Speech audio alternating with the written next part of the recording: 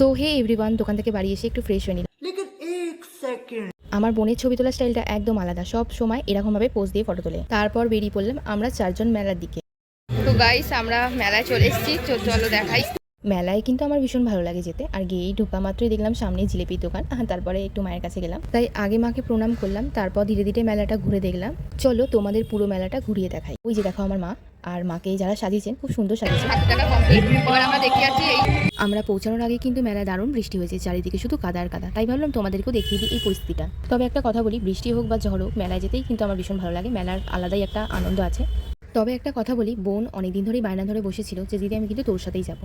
তাই আর দেরি না করেই কাজ থেকে এসে ঝটপট রেডি হয়ে বোনেদের সাথে বেরিয়ে গেছি। তারপর যা হলো সেটা দেখে তো হাসতেই হবে। আমি একটা আংটি পরার চেষ্টা করছি, কিন্তু বারবার আঙুলে এটা হচ্ছেই না, যেটাই পড়ছে সেটাই ফস করে বেরিয়ে আসছে।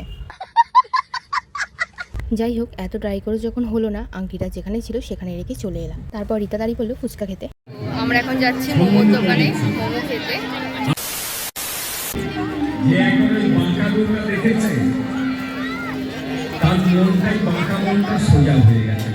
মেলায় ফুচকাটা তেমন ভালো লাগে না, তাই ভাবলাম আজ একবার মোমো ট্রাই করি।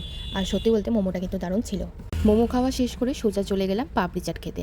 মেলায় গিয়ে যত রকম খাবার দেখি সব কিছু একবার করে ট্রাই করতে ইচ্ছা করে। পাপড়ি চাটটা আমার বেশ ভালোই লেগেছে। তারপর বোন বললো চল ঘুগনি খাই। ঘুগনিওয়ালা কাকুকে আগে থেকে বলে দিয়েছিলাম কাকু একটু ঝাল আর টক বেশি দেবেন, কারণ ঘুগনিতে ঝাল আর টক না থাকলে আমার একদমই জমে না। আর তারপর একেবারে শেষে চলে গেলাম জিলিপির দোকানে। মেলায় এসে যে জিলিপি খাবো না, এটা তো হতেই পারে না। তবে আমার থেকেও বাবা মা বেশি পছন্দ করে বাদাম আর জিলিপি খেতে।